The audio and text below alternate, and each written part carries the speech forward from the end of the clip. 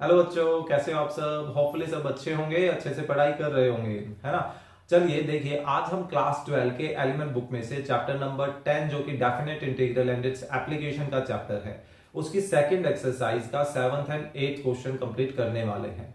Hopefully आपको अब तक के 6 क्वेश्चन समझ आए होंगे। फिर भी अगर किसी तरह का डाउट रहता है किसी क्वेश्चन में, या किसी प्रॉपर्टी को कैसे अप्लाई करना है, कैसे पहचान करें कि कौन सी प्रॉपर्टी हमें यूज करनी है, तो आप कमेंट भी कर सकते हैं या टेलीग्राम ग्रुप में अपनी प्रॉब्लम को शेयर कर सकते हैं। तो चलिए 7th और 8th क्वेश्चन कंप्लीट कर देते हैं।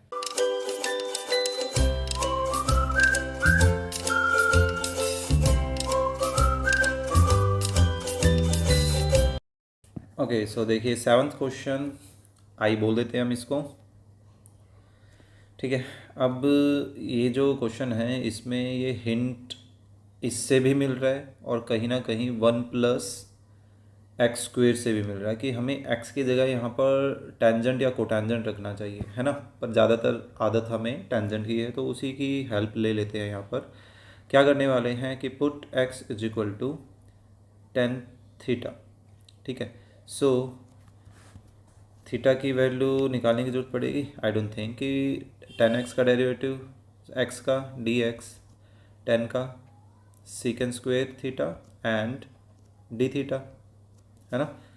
सो when x is equal to zero, so हमारे पास टेन थीटा वो भी जीरो हो रहा है। टेन जीरो कब होता है? जब उसका एंगल भी जीरो हो। When x infinity, then means कि tan theta infinity. Tan infinity कब होता है? जब उसका एंगल π/2 हो। सो हमारा जो i है वो i किस में कन्वर्ट हो गया? जीरो से π/2। 1/1 प्लस टेन स्क्वेयर थीटा, है ना, and log of tan theta plus 1/10 theta and dx की जगह क्या आ जाएगा? सीकेंड स्क्वेयर थीटा डी थीटा। अब ध्यान दीजिए, देखिए 1+10² सीकेंड स्क्वेयर ही तो होता है, तो ऊपर नीचे ये दोनों तो कैंसिल। बेसिकली हमारे पास बच क्या गया वो देखते हैं। सो जीरो से π/2, ये क्या है? log ऑफ, इन दोनों का एलसीएम लें तो क्या बन गया? टेन थीटा, और ये ten square theta plus 1 and d theta. Okay, so I zero से π/2 log ऑफ, इसको हम लिख सकते हैं सीकेंड square theta divided by tangent theta. अब इसको साइन कोस में कन्वर्ट करके इसको थोड़ा सा सिंप्लीफाई करते हैं। सो देखिए, इसको सीकेंड स्क्वेयर को आप 1/cos² लिख सकते हो, और टेंजेंट को साइन अपॉन कोस। दोनों का एक कोस एक कोस कैंसिल हो गया। हमारे पास बेसिकली डिनोमिनेटर में sine x into cos x बचेगा। ठीक है, साइन और कोस में इसको कन्वर्ट करके देखिएगा। अब ऐसा करते हैं, इस पे दोनों पे काम करने के बजाय एक काम ये करते हैं कि इन दोनों को 2 से मल्टीप्लाई और डिवाइड कर देते हैं। इससे ये होगा कि नीचे साइन और कोस के बजाय एक सिंगल क्वांटिटी बच जाएगी, जो कि क्या होती है? साइन का डबल एंगल फॉर्मूला, है ना, डी थीटा। लॉग की प्रॉपर्टी लगा लें इधर। आई क्या हो जाएगा? जीरो से π/2, ये हो जाएगा log of 2 minus log of sine 2x, है ना, dx। क्लियर? इस प्रॉपर्टी पर हम पहले भी काम कर चुके हैं। ठीक है, तो ऐसा करते हैं कि यहाँ पर वैसे देखा जाए, ये मैं x क्यों लिखने लग गया, आई डोंट नो। देखिए यहाँ थीटा चल रहा था, है ना, sine 2 theta, sine 2 theta. Clear? और ये भी डी थीटा। तो ऐसा करते हैं कि इस सेकंड इंटीग्रल में इस 2 थीटा पर, ये ध्यान रखने वाला क्वेश्चन हो गया है दोबारा से। पहले हम कर चुके हैं, 0 से π/2 लिमिट चल रही थी, यहाँ पर भी 2 थीटा था। तो हम नॉर्मली क्या कर रहे थे, यहाँ पर एक पैटर्न बना रहे थे कि भाई इस 2 थीटा को ही कुछ लेट कर लेते हैं। 2 थीटा को हमने, चलिए टी नहीं माना ना, भाई टी मान लेते हैं इन सेकेंड इंटीग्रल। फर्स्ट पे हम कोई काम नहीं कर रहे हैं। ठीक है, सो 2 थीटा, थीटा का डी थीटा, टू हमने दूसरी तरफ शिफ्ट कर दिया, टी का D T. So when theta हमारे पास जीरो है, सो टी कितना हो जाएगा, 2 × 0, यानी कि टी की वैल्यू कितनी आ रही है, 0। व्हेन थीटा हमारे पास π/2 है, सो टी कितना हो जाएगा, 2 × π/2, यानी कि टी की वैल्यू कितनी आ रही है, पाई के इक्वल। देयरफॉर हमारा जो आई है वो आई किस में कन्वर्ट हो जाएगा, 0 से पाई। ओके, फर्स्ट इंटीग्रल तो हम एज इट इज़ छोड़ रहे हैं, इस पर कोई चेंजेस नहीं कर रहे हैं। 0 से π/2 log of 2 and d theta, ठीक है, इस पर कोई चेंज नहीं कर रहे हैं। माइनस ये जो सेकंड इंटीग्रल है उसमें चेंजेस दिखा रहे हैं, तो उसका थोड़ा सा ध्यान रखिएगा।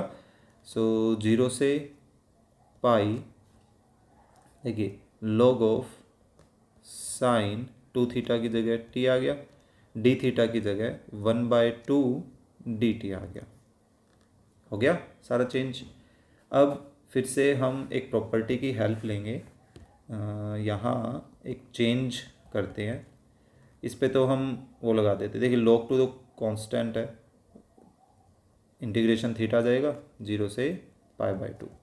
यहाँ पर हम चेंजेस क्या कर रहे हैं, लिमिट को हाफ कर रहे हैं, ये 0 से π/2 बन जाएगा और log of sine T D T ये बन जाएगा।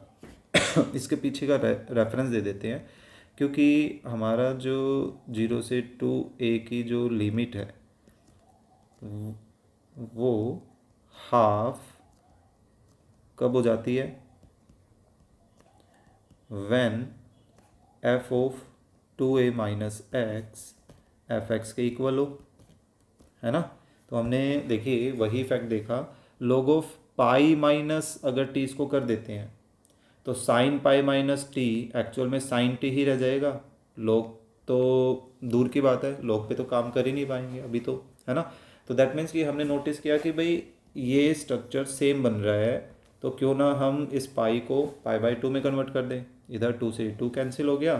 सो हमारा जो आई है वो किस में कन्वर्ट हो रहा है, फर्स्ट इंटीग्रल में तो हमने लिमिट ओपन कर दी, क्या आ रहा है, π/2 माइनस 0।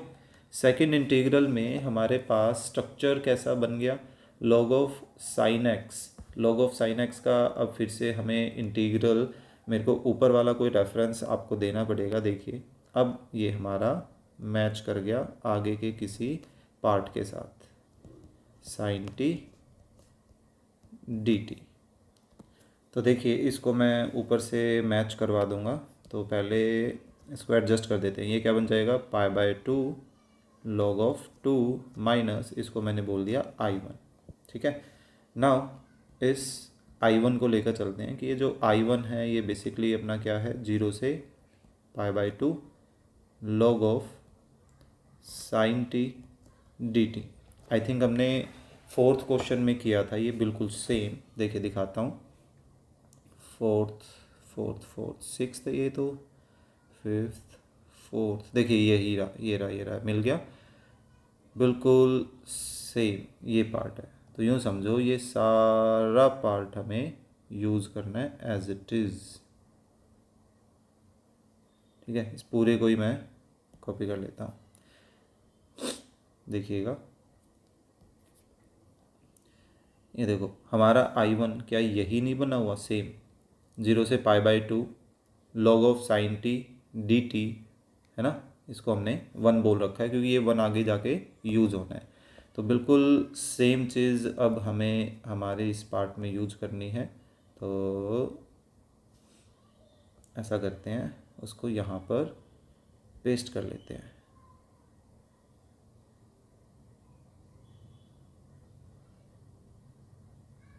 ये ठीक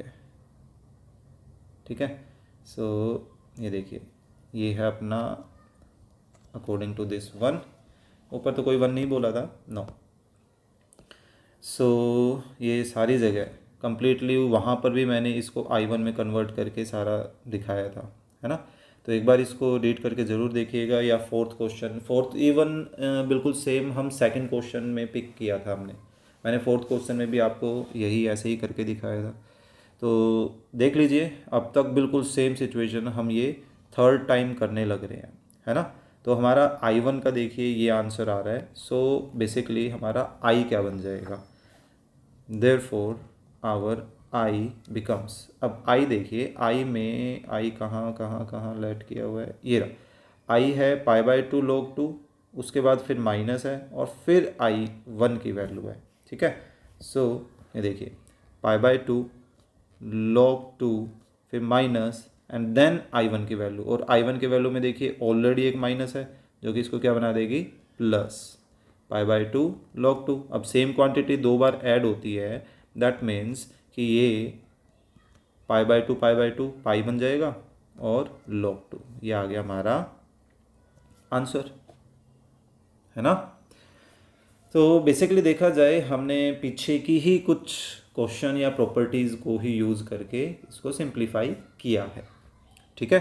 चलिए नेक्स्ट क्वेश्चन करते हैं, क्वेश्चन नंबर 8। अब जो ये यहाँ पर आप डिफरेंस क्या देखोगे, इसमें डिफरेंस है कि अब लिमिट सेम से सेम पर कंटिन्यू हो रही है ना, लाइक -3 से 3 पर कंटिन्यू हो रही है, ये डिफरेंस है। जब भी -a से +a की तरफ ऐसे कोई लिमिट जाती है तो हम एक ये देखते हैं कि अंदर जो फंक्शन है क्या ये फंक्शन इवन है या ओड है। अगर ये इवन होता है तो ऐसे सिचुएशन में इवन का मतलब क्या होता है कि भाई इस फंक्शन में f(x) की जगह f-x रखा, हर x की जगह -x रखा और ये ओरिजिनल फंक्शन जैसा अगर बन जाता है तो हम उस फंक्शन को बोलते हैं इवन। इवन में क्या होता है कि ये जो लिमिट है ना वो 0 से 3 हो जाती है और 2 टाइम हो जाएगी, ठीक है। लेकिन अगर ये माइनस टाइम f(x) बन जाती है तो उसको बोला जाता है ओड फंक्शन, और ओड फंक्शन में क्या होता है डायरेक्टली तुम इसका आंसर 0 रख सकते हो, ठीक है। हमें ज़्यादा कुछ सोचने की उसमें ज़रूरत ही नहीं पड़ती, हम डायरेक्टली उस प्रॉपर्टी के हेल्प से इसको 0 लिख सकते हैं। तो अब हम एक बार ये देख लेते हैं कि ये फंक्शन इवन है या ओड है। x⁴ पे तो कोई इफेक्ट पड़ेगा नहीं, मेन दिक्कत है यहाँ। अब इसकी वजह से ऐसा लग रहा है कि ये ना तो इवन होगा ना ओड होगा, तो मैं ऑलरेडी मतलब ट्राई करके देख चुका यहाँ पर अभी कि ये बन नहीं रही बात इसमें। तो ऐसा करते हैं वो प्रॉपर्टी यूज़ ही नहीं करते, हम डायरेक्टली अपनी नॉर्मल प्रॉपर्टी जो है उसी को ही यूज़ करके देखते हैं।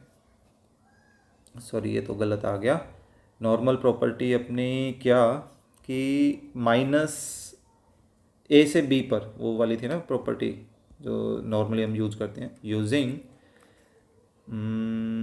प्रॉपर्टी कौन सी, a to b f(x) dx। तो हम इसको ऐसा लिख सकते हैं a to b f(a + b - x and dx)। अब आप कहोगे इसका फ़र्क क्या पड़ेगा, a और b तो आपस में 0 आ रहा है, 0 तो आ रहा है, लेकिन हमें यहाँ पर हर जगह x की जगह -x रखने का मौका मिल जाएगा इसकी वजह से। देयरफॉर मैं इसको i बोल देता हूँ, ठीक है। सो हमारा i किस में कन्वर्ट हो जाएगा, -3 to 3, x की जगह मैंने क्या रखा 3 - 3 - x, क्योंकि a देखिए a ये है, फिर b ये है, और फिर उसमें से x घटा के लिखना है, तो ये तो ख़त्म। तो बेसिकली बचा क्या, -x हम रख रहे हैं, तो -x⁴, ठीक है। नीचे 1 + e⁻⁻x एंड dx। सो हमारे न्यूमरेटर में तो कोई इफेक्ट नहीं पड़ रहा है ना, वो तो इवन पावर की वजह से सेम रहेगा। e⁻⁻x को क्या 1/e⁻x लिखा जा सकता है, बिल्कुल लिखा जा सकता है ना। तो डिनोमिनेटर का ले लेते हैं एलसीएम।